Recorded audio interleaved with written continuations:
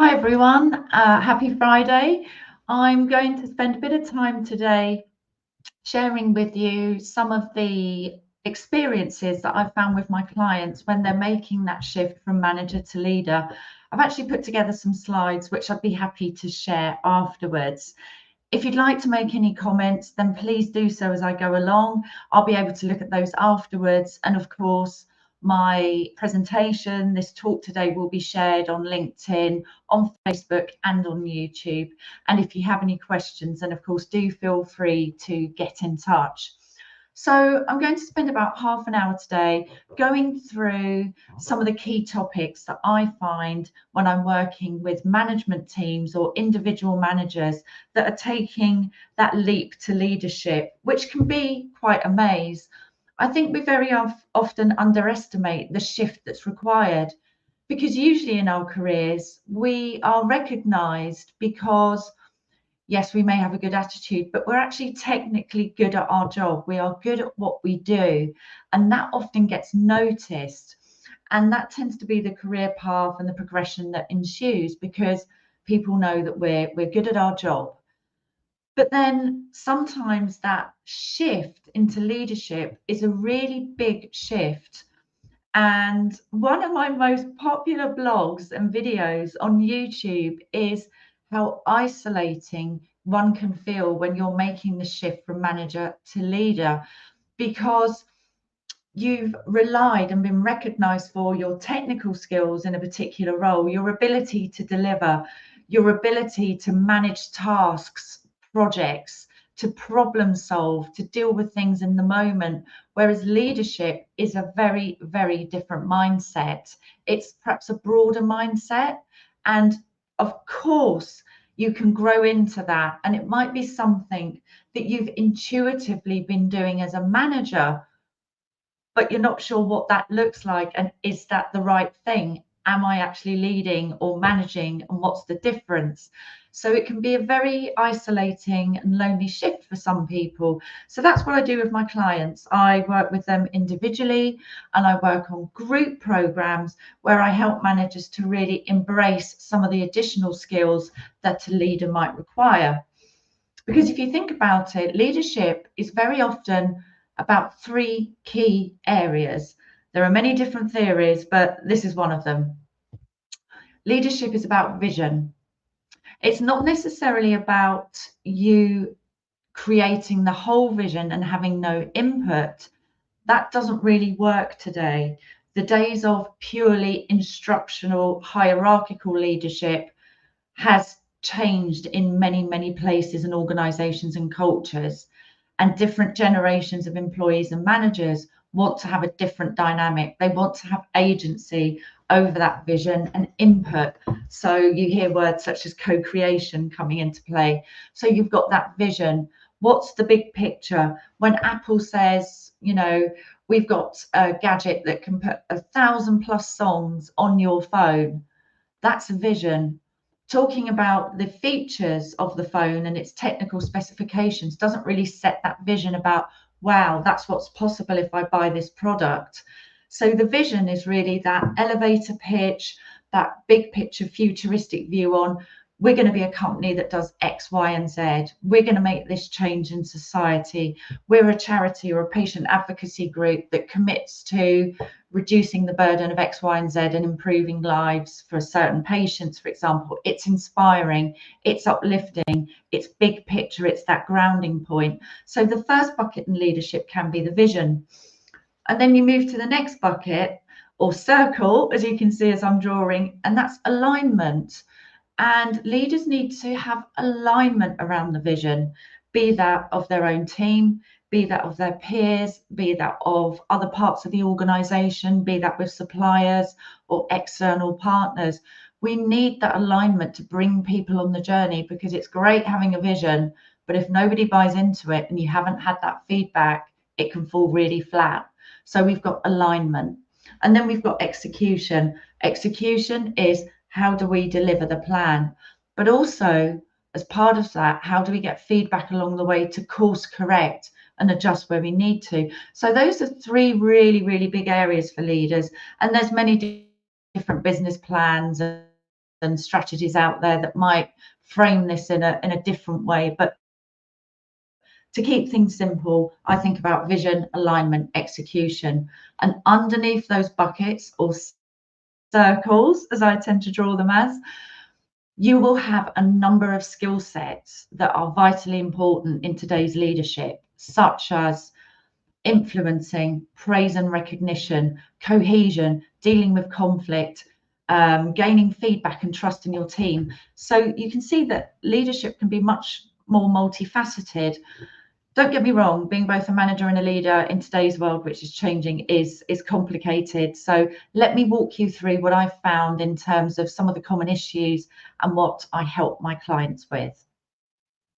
So here you can see a number of trends, and it really looks at what's happening when people go from that manager role into a leadership role. You can see, as we know, that burnout and stress can be quite prevalent. There's good stress, and then there's stress that tips over into bad stress. It's been going on for too long. It's not the kind of stress you can deal with. It might be that you're unhappy in your role. It might be you like a harmonious team environment, but there's lots of conflict and change happening quickly, and that doesn't suit your style. There's many different reasons and many different ways in which stress can affect us. What affects me will not affect the next person. So we know that stress and burnout is very common, and if left unchecked, that anxiety and stress can lead into burnout, depending on how long it's gone on for.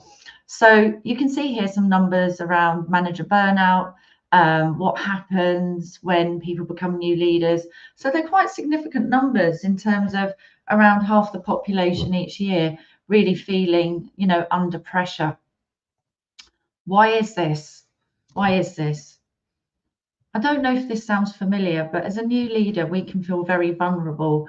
We can become very, very aware that this is new, this is different. I haven't done this before. What does leadership look like? So new leaders can be a lot more susceptible to burnout due to the fact that this is unfamiliar territory. Remember what I said in the beginning, that people very often get recognized and they grow because they're technically good at their jobs. But actually, that's not always what you need to be a good leader. Yes, you need to have some understanding, but sometimes to be a good leader, we need to recognize that that's not my area of expertise. Maybe I need to bring somebody in that completely understands, for example, ESG, that completely understands, because I'm in the UK, because I'm in England, potentially the new political landscape we've woken up to this morning. So it can be unfamiliar territory. And sometimes as a manager, you're so used to doing and delivering and problem solving, that can be a big psychological shift.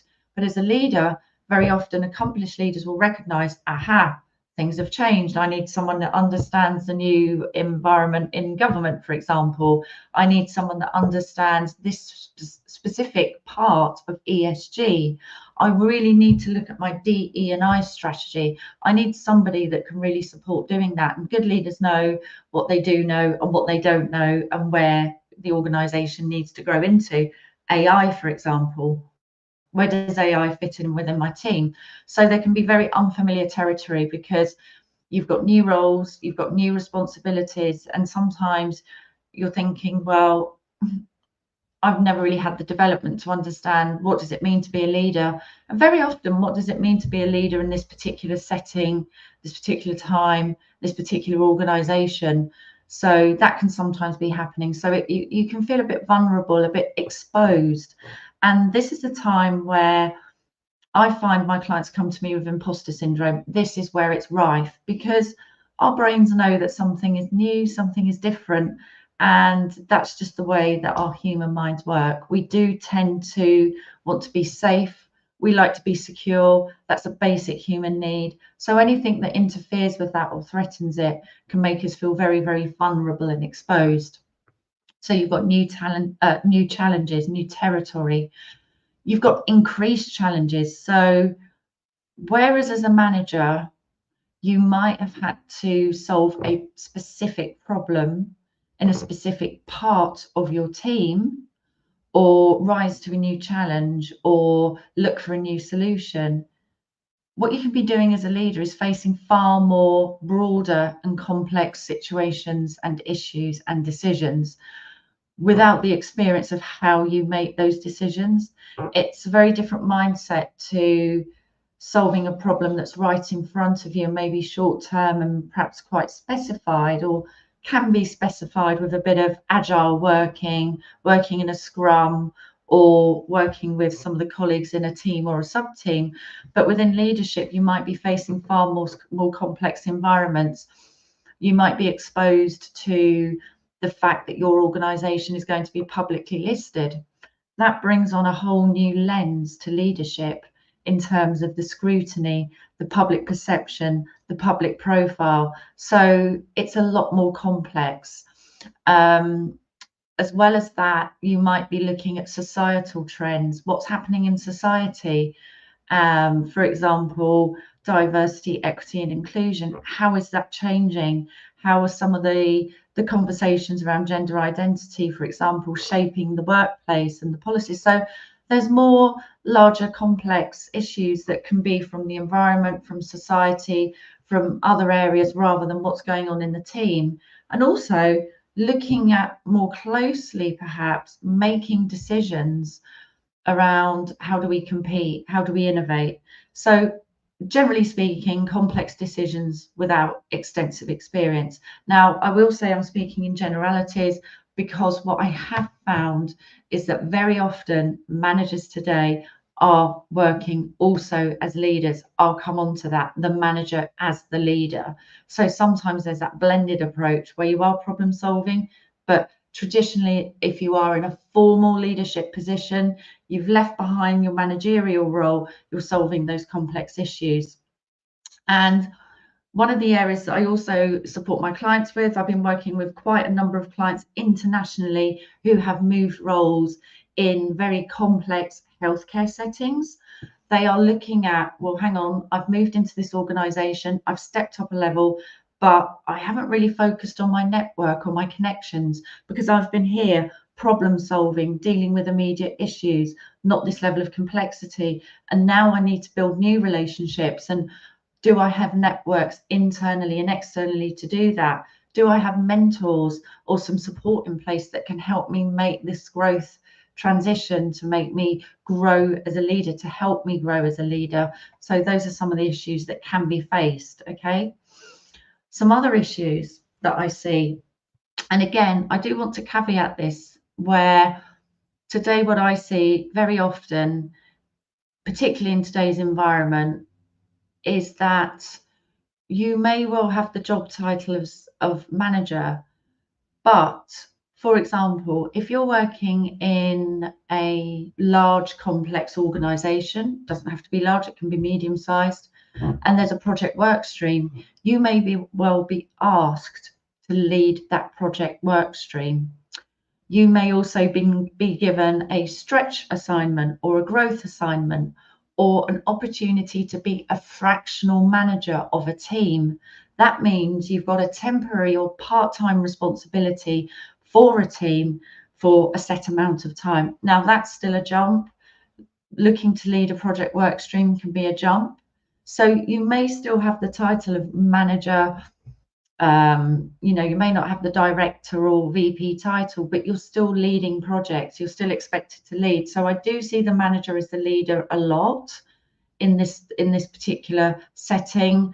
And also, as you're going through your growth journey, being given these growth assignments, these stretch assignments, additional tasks, additional responsibilities can also be a feature. So, I encourage the people that I work with in the coaching programs that I run for individuals and organizations, I encourage people to think about self-leadership. Start thinking about leadership early if that's something you want to get into.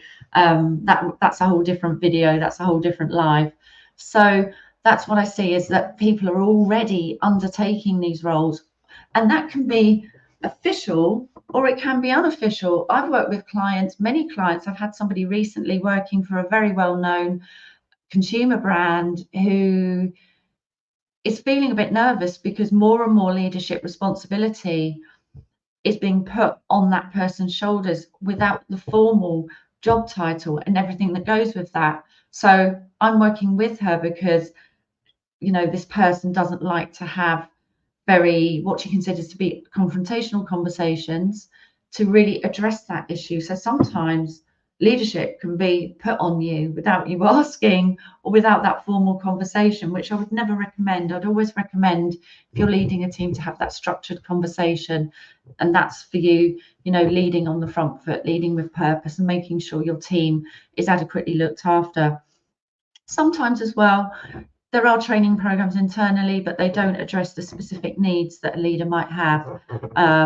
Again, I've worked with many people around having difficult conversations with people that perhaps you used to be friends with. That can be challenging. So sometimes it's about having access to bespoke training, or perhaps there are programs already, but you're not at the right level to have access to that program. So sometimes that can be an issue where, depending on where you are in the business, that training isn't accessible for you, or you've had to push for it and you've been told, no, there's no time, we're too busy.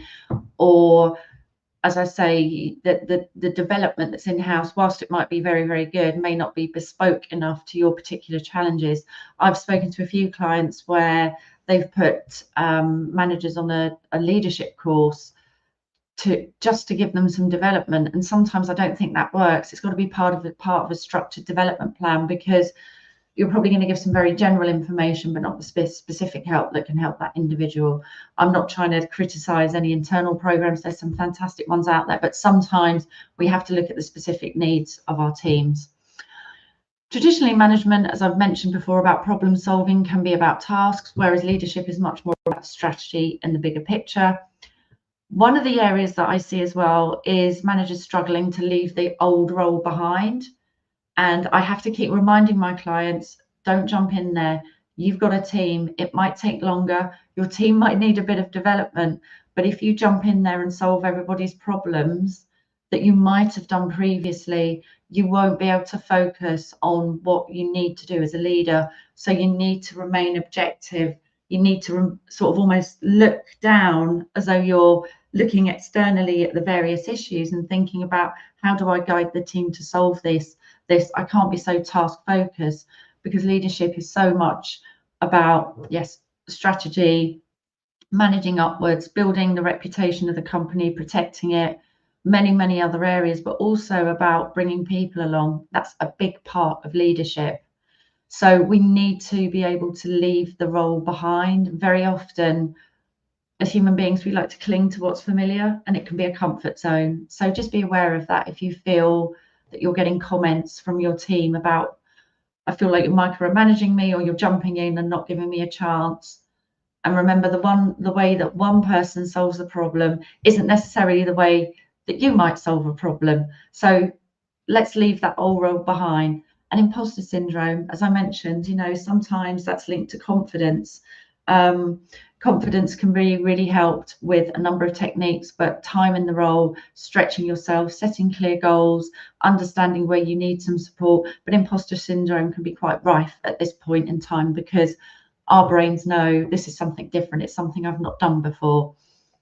Now, I definitely went on this journey. I've been a coach for about 8-9 years now. I've worked with various different organizations. I work as an associate coach. I support clients also in crisis management and communications. I've published a book about how you can feel when you're feeling vulnerable. So that's a book you might want to look up on Amazon. It's not really business related, it's a more general guide. But I've also worked in large organizations and smaller organizations. My former career was in public relations, corporate affairs, government affairs.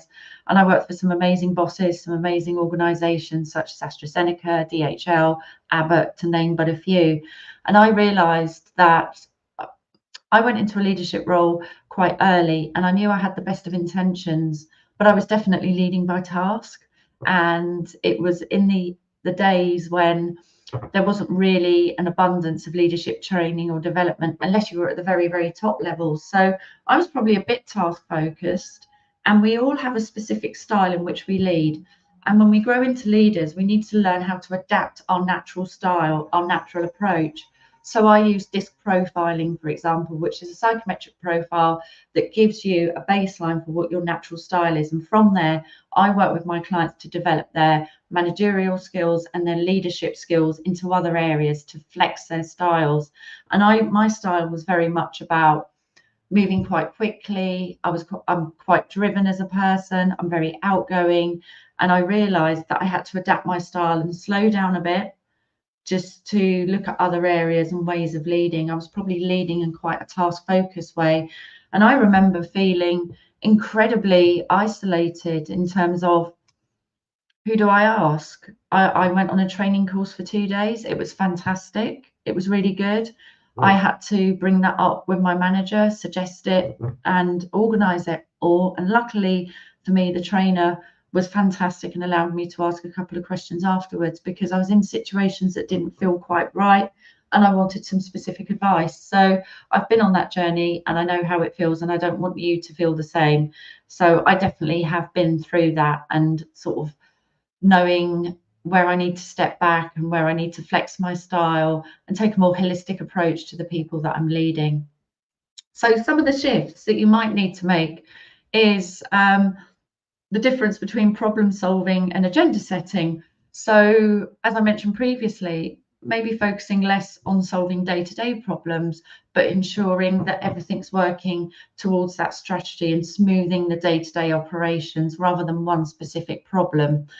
Taking that step back and making sure that somebody is looking at the bigger picture, the overall direction, identifying strategic projects in the future or ways in which you can develop and grow as an organization. It might not be that you do all the work for that future growth. You might have somebody in your team who you see as a real successor who could grow into that role. So the ability to step back and have perspective is super important. And if you're involved down in the weeds, as we might say in the UK, then you can't possibly take that perspective and step back. The other piece that I see, I think I briefly touched on it, is being an individual contributor, a team member versus someone that enables the team to perform. If you look at a football team, for example, the managers don't go on running on the pitch and playing the different shots. They don't act as a midfielder or forward or a defender. They really look at the overall picture to varying degrees of success, one might add. But anyway, we have to not be, if we're taking that step to leadership, an individual contributor. We need to really look at how we grow the team, to empowering the team. Again, it doesn't mean as a leader you're going to be doing everything, but setting the sails in the right direction for the ship to sail steadily, to overcome any challenges, but enabling your team to succeed. Ideally, that's where we want to be as leaders. Soft skills and relationships. Again, this is a big area. Sometimes we need to, well, very often we need to learn how to manage upwards. And again, this is such a huge topic that comes up in coaching. I've run a number of workshops and programs on executive presence, brand presence, and managing upwards. How do I manage upwards? What does that even mean? I mean, I remember, I was recounting my story earlier about being a new leader, and I was on the internet going, what does it mean to be a leader? What does managing upwards mean? But this was the day before there was a lot of focus on development. So how do I manage upwards? How do I build relationships with people that I have no authority or influence over? What does my executive presence look like? What are my leadership values? What's my brand presence? So that people have a really accomplished, consistent experience of me that helps to build trust. So with that comes, in good times during bad, setting expectations, navigating relationships, having what one might call difficult conversations. I don't always call them difficult conversations. They're just conversations that need to be had. And how do you communicate with very senior managers? I've worked with a lot of people recently in finance, and very often with those roles, They want to provide every single piece of detail to communicate an issue, to communicate progress. And managing upwards is about how you communicate, because very often leadership teams they want to know you've done the background detail, but they may just want to know the answer. Not in all cases, but in some. So different examples of how you need to manage upwards, and think about, who is my stakeholder map? Who's my map? I actually get my clients to get a piece of paper or a slide or whatever it is, and we draw out the stakeholder map. Where are my key relationships? What do I observe about that person's behaviors? If I put myself in that other person's shoes, what are they thinking about? What are they worried about? So it's about managing expectations and building that influence to influence decision making at the higher level, because sometimes the leadership team, there's a statistic that suggests that the upper leadership team don't always know about 90% of an organization's problems, because the people in other parts of the organization in specific departments have more visibility of that. So how do you communicate in a way that's going to be heard? So it's absolutely critical to have those communication skills, and all this at a time where your confidence might be lacking because of the change that you're going through. Another big area is about team dynamics and culture, because that's definitely going to change. Many of my clients report to me that they feel really uncomfortable around leading people that were their former peers. That can be an anxiety or a worry for certain leaders. So what you need to do is be able to establish respect and navigating the potential politics around that. You might need to have some very open conversations with people, might feel confrontational. Again, I reframe confrontation and conflict as communication, but it's about making that shift, that psychological shift from being a colleague to a leader, to people that you might well have socialized with or not led in the past, and building that trust and engagement, creating that positive work environment for the team, open communications, valuing diverse perspectives. Whereas if you've been focusing on your own area for a while, and not had a stretch goal or a particular goal where you've had a go or a try at being a leader, you might find that quite challenging as well. So that's definitely something you'll need to look at. Personal challenges, some of the more personal challenges I see, and I would say if some of these sound familiar, start working on them now. If you're a manager or in a different position, start working on them now, so you've got them resolved by the time you grow into a leadership role, if that's the direction you want to go in. So for example, time management. How do I manage time? Work-life balance. How do I manage work-life balance? So very often there's a perception that I should be working harder, I should be doing more. Very often when we look at leaders that are working excessive hours, managing more, juggling too much, it doesn't actually reflect very well on that person as a leader. It looks as though that person's not really in control or able to influence or grow and adapt to a leadership role or change or style within the organization. So looking at time management is super critical. What's urgent, what's important. Again, not stepping back into your management role, but delegating and prioritizing, super important. So I would highly recommend that if these are areas of challenge for you, prioritization, delegation, work-life balance, time management, I suggest working on those before you get into a leadership position. So these are some of the challenges that I've seen today, and some of the areas that you may well need to look at if you're going into a leadership position or you're in an assignment where you might need to flex some leadership muscles. So I'd like to thank you for watching today. Obviously, this video is going to be available on LinkedIn, on YouTube, and on my Facebook page, Sarah Jones Coaching. If you have any questions, because I'm aware this is a very broadcast format, then please do feel free to leave a comment. Do feel free to send me a direct message. And if you have resonated with some of the specific challenges that I've talked about today, that I've discussed, or some of the examples I've cited with my clients, then do feel free to book a confidential free call. The link is here.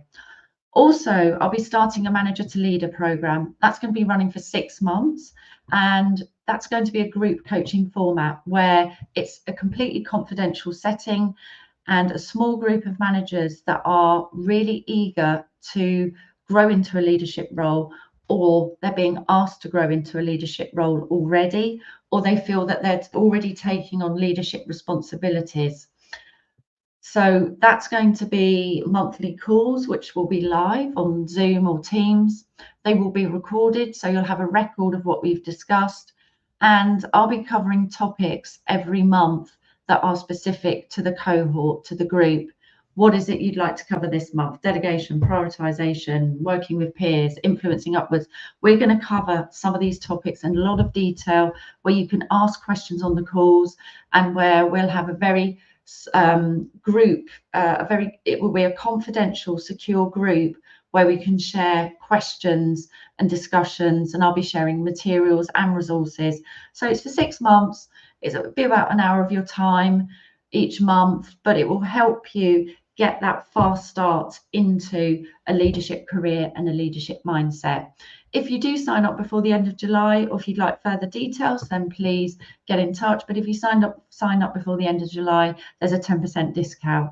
Now, I run this for individuals, so it's likely we'll be working with individuals from different sectors, which can be great in terms of learning what other sectors are doing.